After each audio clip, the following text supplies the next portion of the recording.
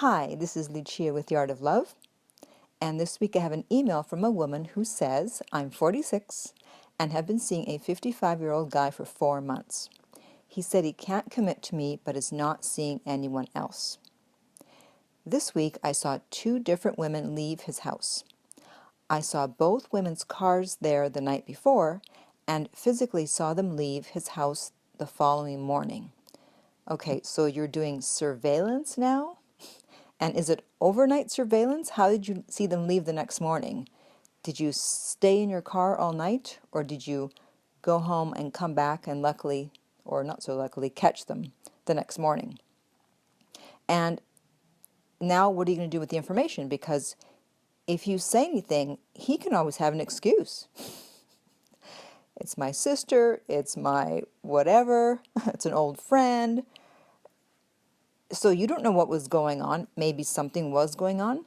Maybe something wasn't going on. And meanwhile, you're 46 years old and you're doing surveillance. And you're not even being paid for it. If it was your job, great. But you are spying on a guy who is not even your boyfriend or fiancé or husband because he says he can't commit. Okay, so moving on. Now I have not heard from him. I think he may have seen my car outside, but had to see for myself.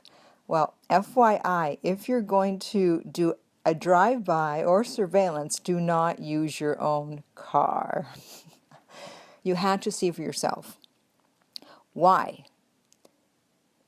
That he wasn't seeing anyone else? Even if he was seeing someone else, and maybe he is, he said he can't commit. So when a guy says that he can't commit, it means that he doesn't want to commit, and you have to just take it at face value and just decide, what are you going to do? Are you still going to see this person or not? There's no reason to inconvenience yourself, because it is a big inconvenience to have to go do a drive-by or to do surveillance, especially if it was overnight surveillance. That's like a nightmare. And you ask, okay, is this man a player? And will he always be this way? Well, I don't know if he's a player, but it doesn't sound like it. It's not like he said that he wants to commit to you and now he's cheating on you. He's not in a committed relationship with you, so he can do whatever he wants. If he wants to see 2 different women, 3 different women, 5 different women, that's that's up to him. You know, he's not in a committed relationship with you. And will he always be this way? Well, it doesn't matter because he's not doing anything wrong. Again, you guys don't have a commitment. He may not have a commitment with any of them either. So he's free to do what he wants. But my concern is you. As I said, you're 46 and you're doing surveillance. So how long do you want to continue to be that type of person? Do you want to be 50 and spying on guys? Do you want to be 55, 60? I mean, when does it stop? You know, I'll be honest, I used to do drive-bys. No, not drive-by shootings. No, driving by guys' homes. Not, you know, I never did an overnight surveillance. I mean, that, you know, there's a limit to what I'm willing to do. You know, but I finally stopped one night years ago when it was around midnight and it was cold and it had been raining, and I wanted to go and check something on a guy that I was not in a relationship with. Yes, same situation. And then I just said, why? Why would I leave my warm home and drive out at this hour? And for what? This is crazy. And I never did it again. And because old habits die hard, you know, I might still get the urge, but if I do get the urge, then I know it's not a good sign and something is wrong.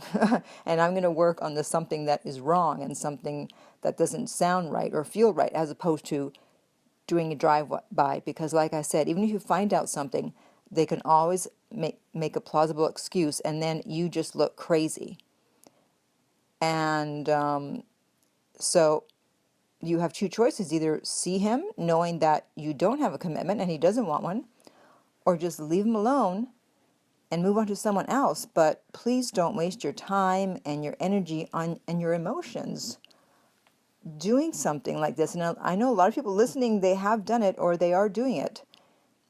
It's just, it doesn't lead to anything good. if it gets to the point where you feel you need to spy on someone, that means there's no trust. So if you don't have trust, what do you have? You cannot have a relationship, at least not for very long, without trust. And if you do have a relationship, it's going to be miserable because you're going to constantly be suspicious and on edge and stressed out and anxious. And I don't know about you, but that's not how I want to live. Okay, so if you are interested in private coaching, I can send you my rates. Just contact me at my website, theartoflove.net. And in the meantime, remember that love inspires, empowers, uplifts, and enlightens.